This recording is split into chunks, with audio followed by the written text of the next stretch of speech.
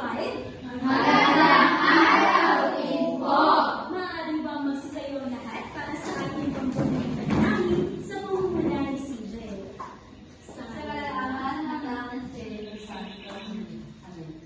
Ang maraming mga pangyayari, salamat po sa araw na ito. Ang pangalan nito ay maraming may natutunan at pagkakit namin ito sa mga susunod na panahon. Ang nagay ito, binanalangin namin sa iyo. Amen. Sa kalaman ng Anak ng Espiritu Santo.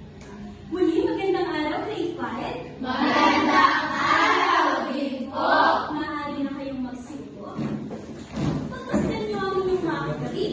Tingin sa kanan, tingin sa kaliwa, tingin sa likod, at tingin sa harap. Mayroon bang kumawala sa ating klase ngayong araw? Wala po! Magaling. At dahil dyan, palakpakan niyo ang inyong mga sarili. Ako ay mayroong inihandang mga alituntunin sa silid at aralan na dapat ninyong sundin sa loob ng ating klase. Una, makinig ng mabuti sa sinasabi ng guro. Bakit kailangan din natin makinig sa sinasabi ng ating mga guro? Ira? Para po mas madaling maunawaan dito sa mga Tama. Mahalaga ang makinig tayo sa sinasabi ng ating mga guro dahil para hindi natin balitaan ang mahalagang aralin at makapanuto sa mga aktibidad na ating isasagawa ngayong araw. Pangalawa, itaas ang kamay kung nais sumagot o may nais sabihin sa guro. Mga bata, kung meron po tayong mga katanungan, itaas lamang po natin ang ating mga kamay upang sa dito ay mabigyan natin ang pagkakataon ng lahat na magbahagi at mapakinggan nang hindi na sasabay-sabay ang ating mga salita. Naunawaan mo ba? Opo! Pangatlo, tumulong sa iyong mga kaklase na nangangailangan ng tulong. At pang-apat, itapon ang basura sa tamang tapunan. Saan nga po itatapon ang ating mga basura? Sa tamang tapunan. Naunawaan mo ba ang ating mga alituntunin sa silid-aralan? Opo! Noong nakaraang araw, pinag-aralan natin ang patungkol sa kagandahang asal at mga salitang may paggalang o pananalita. Sino sa inyo ang makapagbibigay ng halimbawa na magalang na salita o pananalita? Bana? Paggamit ng po at opo. Magaling. Ako'y natutuwa at natatandaan niyo pa rin ang ating tinalakay noong nakaraang araw. So, ngayon, magkakaroon tayo ng isang aktibidad. Ang aktibidad na ito ay tatawagin natin scavenger hunt. Sa ating project, titingnan ninyo ang ilalim ng inyong mga upuan. At kung may makikita kayong larawan, ay kukunin nyo ito. At dadalhin nyo dito sa akin sa unahan. At pagkatapos, ay ililipat ninyo dito sa may pisara. At para naman sa mga mag-aaral, at yung nakuha ninyo ay ipapaliwanag ninyo o sasabihin ninyo kung ano yung nakikita o napapansin ninyo sa larawan. At para naman sa mga mag-aaral na walang makukuhang larawan ay makinig pa rin kayo dahil maaari ko kayong tanungin sa sagot ng inyong mga kaklase. Naunawaan ko ba? Opo!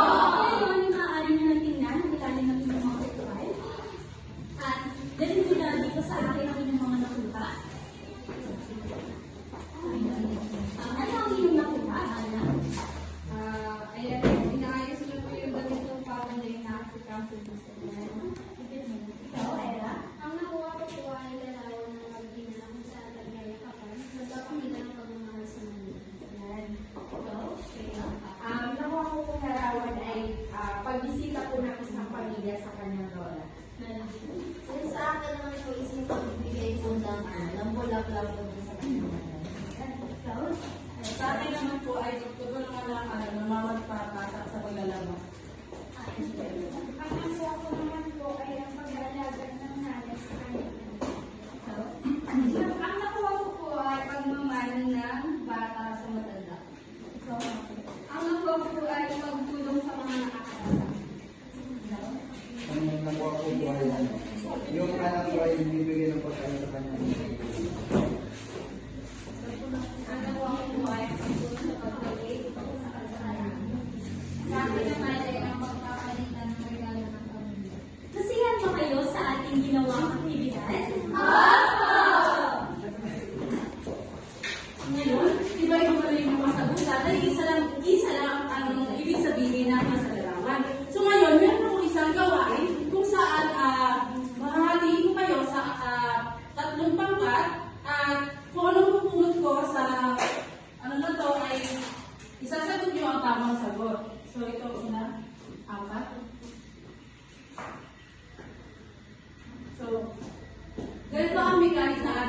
kapatid. Magbabasa ako ng mga gawain dito, mga kilos, at sasabihin nyo kung tama o mali. Pero with a twist. Kasi dapat paunahan.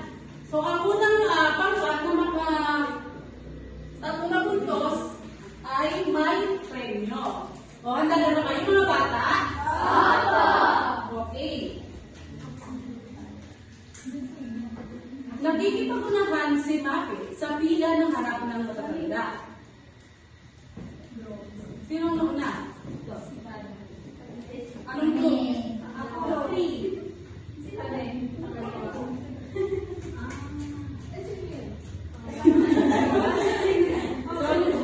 group 3. Kasunod. Tumatawa si Casey habang pinagsasabihan ng kanyang lolo. Group 1.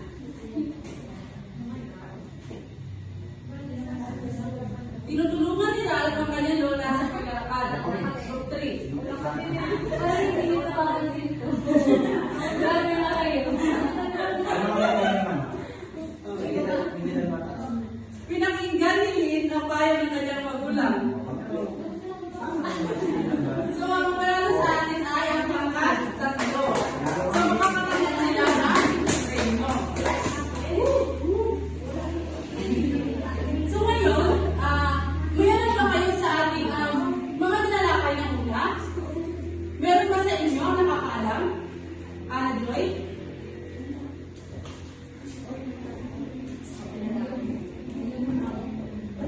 Tungkol po sa mga salitang pagkain. Tungkol sa pagsalitang pag-aalam. Ano pa kaya? Ayra? Sa tingin ko po yung ito sa mga nakakatulong. Pagmasa, nakakatanda. So ngayon, pumunta na tayo sa ating, ang kwentong pag-aalam sa nakakatanda. Pero bago ang lahat, gusto niyo ba makinig ng isang kwento? Hindi ko naririnig. Gusto niyo ba na makinig ng isang kwento? Natutuwa ako kung gano'n. Meron ba sa inyo nakakaalam kung anong meron sa isang kwento? Ralph? Mayroon po itong may tauhan po. May tauhan. Rhea? May napupulot kong magandang Sintungalan. Ano, Joy? May mga halagang pangyayari. Mahalagang pangyayari at marami pang iba. So, kung gano'n ay tayo na makinig ng kwento. Ang kwentong ito ay pinamagatang si Lisa at ang kanyang lola Hika. So, handa na ba kayo? Si Lisa at ang kanyang lola. Si Lisa ay isang batang masipag, ngunit minsan ay nakakalimot tumulong sa kanyang lola. Sino nga yung isang tauhan? Lisa! Si Lisa na nakakalimot ng mga tumulong sa kanyang lola. So isang hapon, nakita niya ang kanyang lola na nahihirapang magbuhat ng mga gamit. So, sino nga yung nahihirapang magbuhat ng gamit? Lola! Nakita niya ang kanyang lola na nahihirapan na magbuhat ng mga gamit. Lisa, maaari mo ba akong tulungan? Tanong ng kanyang lola. Saglit na nag-isip si Lisa. Dahil abala siya sa panunood. Ano nga pinagagawa ni Lisa? Nanonood siya, kaya siya ay abala at hindi nakikinig ang kanyang lola. Opo. Ngunit agad niyang pinatay ang telebisyon at lumapit sa kanyang lola. Tinulungan niya itong buhatin ang mga gamit at inalayan sa paglalakad. Humiti ang kanyang lola at nagsabi, "Salamat ako. Malaking tulong ito sa akin." Natuwa si Lisa at napagtanto niya na ang simpleng pagtulong ay isang paraan na nagpapakita ng paggalang at pagmamahal sa nakakatanda. So, yun ang ating kwento. So ngayon, ano nga ang pamagat ng ating kwento?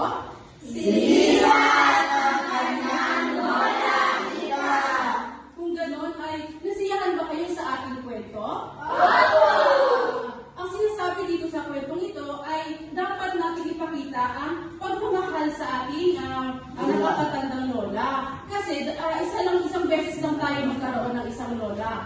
Marami tayong kaibigan, pero isa lang ating lola sa mundo. So ngayon, kung talagang nakinig kayo sa aking kwento, meron akong katanungan. So, sino ang paunahin tauhan sa kwento? Si Jay? Si Lisa at ang kanyang lola. Kanyang lola. So, number 2, ano ang ginagawa ni Lisa bago siya tinawag? Melody? Nanonood po ng TV. Nanonood ng TV. So, pangatlo, ikaw, paano mo ipinapakita ang paggalang sa nakakatanda? Mabe? Ang nagmamahal po ay kapag sinutusan na isusunod agad. So, pang-apat, kung ikaw si Lisa, ano ang gagawin mo sa sitwasyong iyon at bakit? Lynn? Ang tutulungan ko din po yung aking lola. Matutulungan ang kanyang lola kasi nga mabigat yung kanyang dinadala. Kailangan natin tulungan ang ating lola. So, ang last naman ay, ano ang aral na makukuha natin sa kwento? At paano ito magagamit sa iyong buhay bilang isang bata? Ana Joy? Ang aral po na nakuha namin sa inyong kwento ay ang sa paggalang. At magagamit po din namin sa aming buhay sa pamumulit ng dito ng paggalang. Mapalakpakan niyo ang inyong sarili.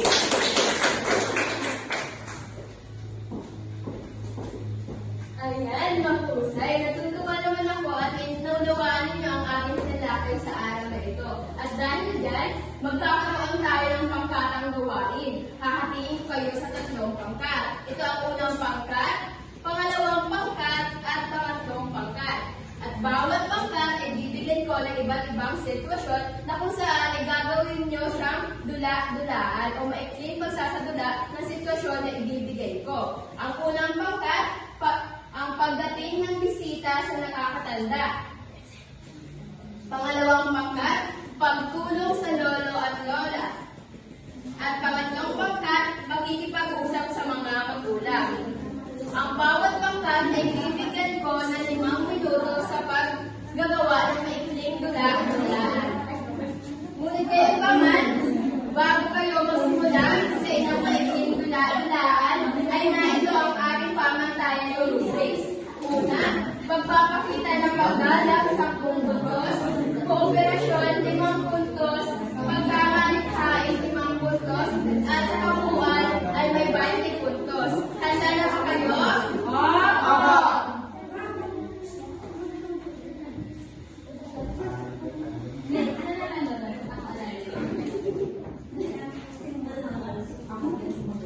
Tapos na ba, mga bata? Maaari lang pumunta dito ang unang pangkat sa unahan para ipresenta ang kanilang maikling dula-dulaan.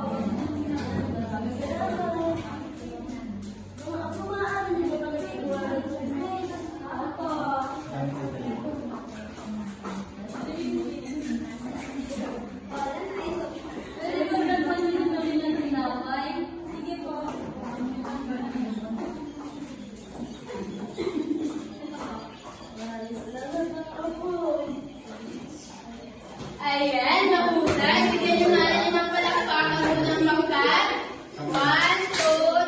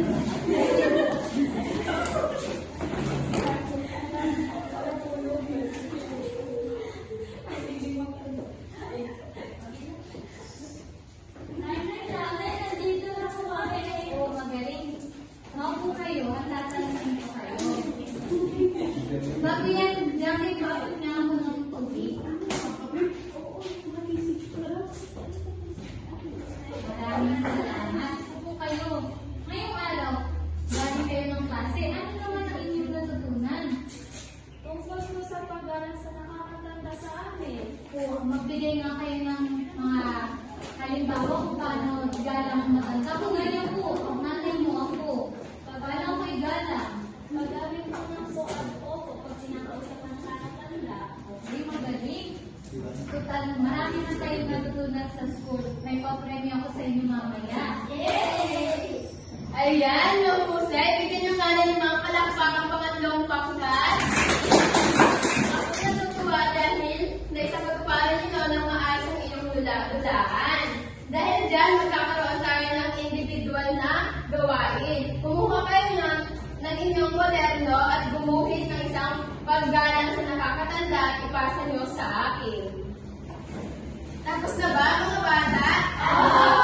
Ayan. At ngayon naman, dumako tayo sa ating pagsusulit. Na kung saan, para malaman ko kung naunawaan mo ninyo ang ating tinalakay sa araw na ito.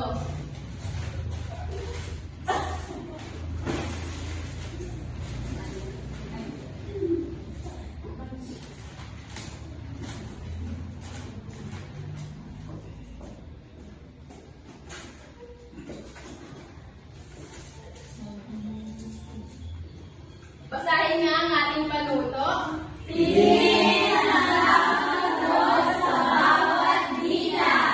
Una, Ano ang dapat gawin kapag may nakakatandang dumating? A. Magpapalihin. B. Magmano. C. Umalikod. ikaw nga, Melody. Hey! Magpasilig, magandang kasalubong. Ayan, tama ba ang sagot niyang magmano? Ayan, ang pangalawa naman, Ano ang tamang sagot sa nakakatanda? A. Oo. B. Oo. C. Jessica, ikaw, Marinyo.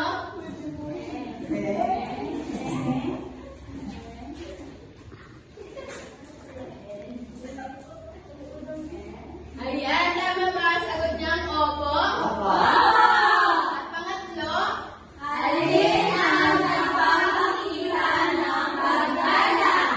A. Pagsigaw. B. Pagsagot ng. C.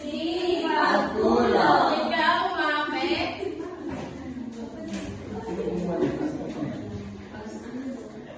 Ayan, tama ba ang sagot niyang pagtulong? At pang-apat, Bakit mahalaga ang paggalang sa nakakatanda? A. Para mapadalian. B. Para maging mabait. C. Para maging sikat. ikaw ulit. Sige! Paano maging sikat? Sa lahat ng ako. Ayan, tama ba ang sagot niyang para maging mabait? Ayan, mahusay. At ang panghuli, Ano ang ginagawa ni Ana sa kanyang lola? A.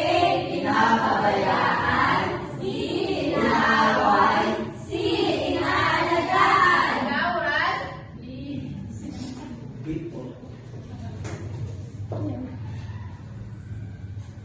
Ayan, tama ba ang sagot niyang inaalagaan? Sino ang nakakuha ng 5 puntos?